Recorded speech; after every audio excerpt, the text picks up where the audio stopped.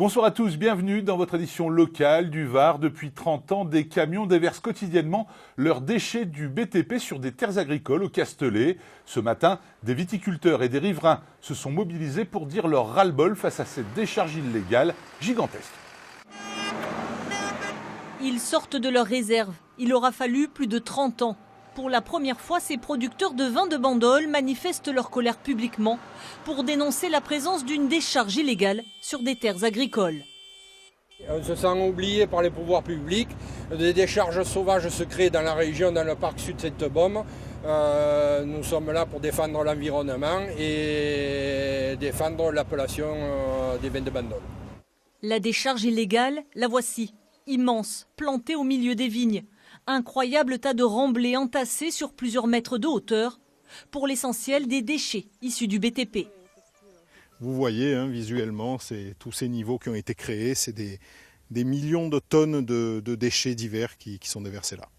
On essaie de préserver notre terroir, de transmettre ça, voilà, on peut pas, un terroir comme ça, la terre qui a été ramenée dessus, on ne pourra plus le récupérer, c'est terminé. Voilà, donc c'est perdu à vie. Au total, 20 hectares perdus que ces vignerons ont accepté de déclasser, alors même que ces terres avaient été attribuées en 2012 par le conseil départemental aux agriculteurs.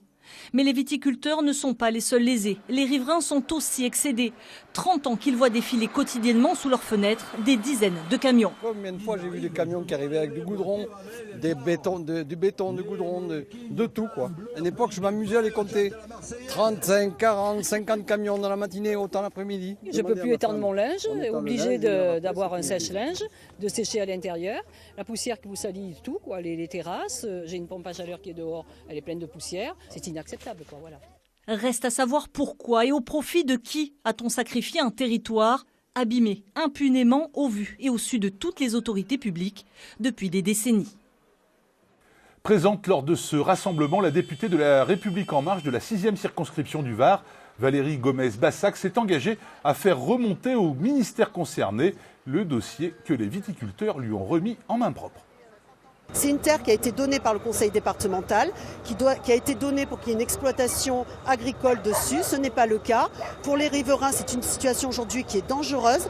En termes environnementaux, pas acceptable. Il n'y a aucun point positif. Donc je peux comprendre que le traitement des déchets soit très lucratif, mais aujourd'hui ce n'est pas l'objet de cette terre. Ce n'est pas en tout cas ce qui doit être fait sur cette terre. Donc voilà, j'ai choisi de représenter ces personnes et de les aider au mieux que je pourrais le faire.